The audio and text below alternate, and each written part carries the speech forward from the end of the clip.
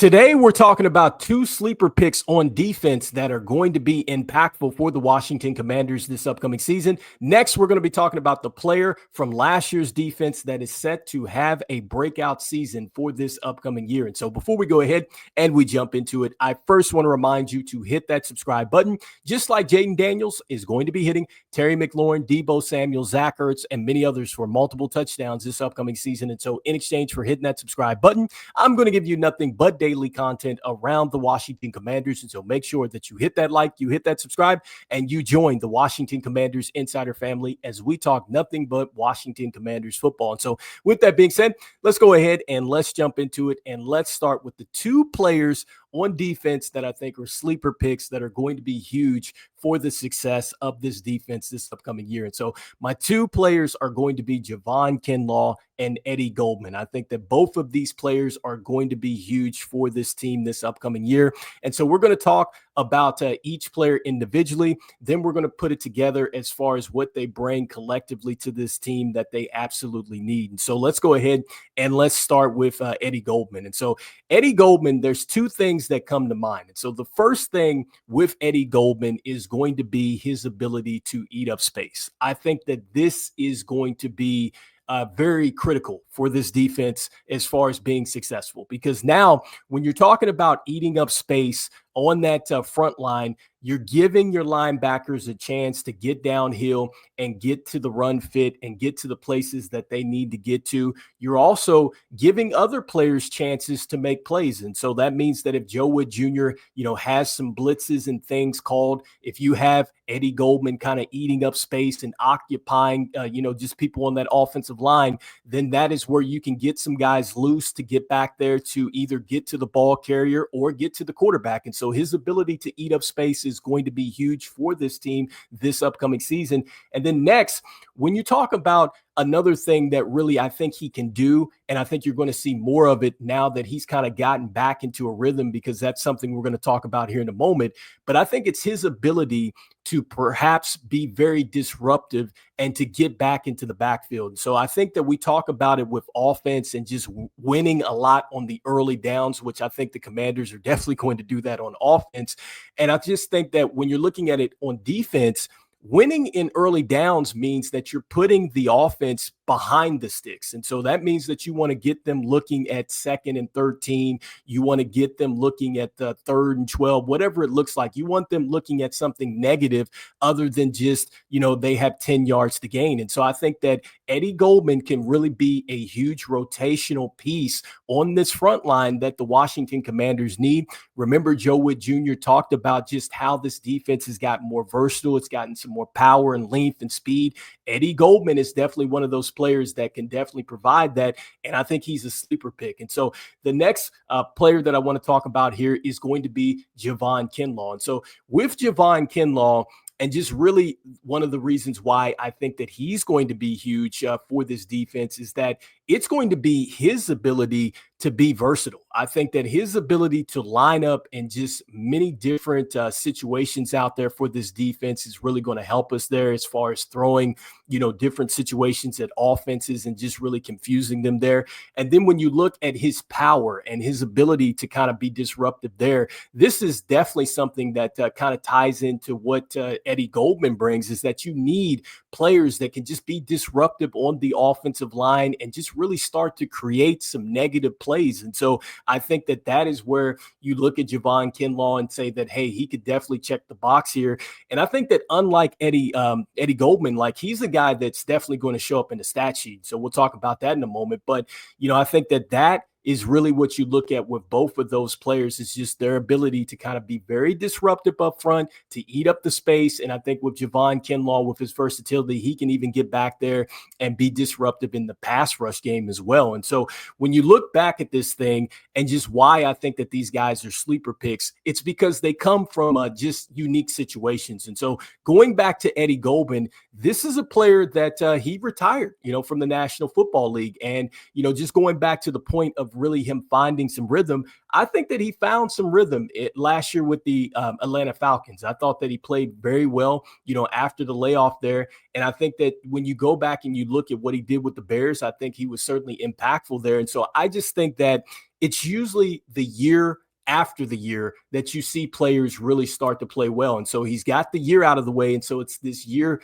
after that one, I think that this is where he's set to be impactful for this team. Now, I'm not going to sit up here and say that he's going to get a career high in total tackles, because his career high was 44 in 2017. And I'm not going to say that he's going to get a career high in sacks, which is 4.5.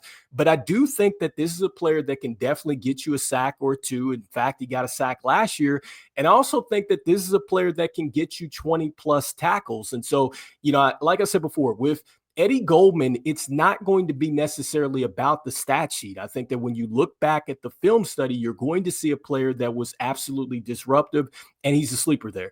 And then with Javon Kinlaw, I think for him and his situation, it's just that there's a lot of untapped potential with him. And I think that when you go back to his days with the 49ers, it really didn't come to really where they wanted it to. Like, it just didn't get to the peak. I think it's because of the knee injuries and things like that. And he just really never got a chance to find his rhythm.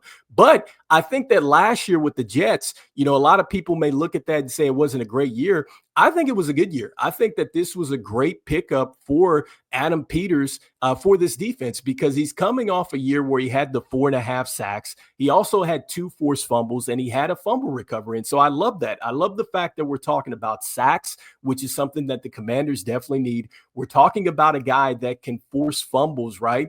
And that is definitely something that you want as far as turning the football over. And I just love the fact that you can use him in so many different ways. Like, you can use him as a pass rusher, and you can also use him for a guy that's going to eat up space, or a guy that can just get you penetration and just push the runner back into other defenders. And so that is exactly what you want. And so I'm betting on both of these players, because I'm sure, across the league, they've been slept on. And so these are my 2 sleeper picks, and just tying it all together with both of these players and why I think that they're going to be huge for this defense overall is, number one, I think that they're going to bring some toughness up front, which I think is what is needed for this team to just get some stops in the run game.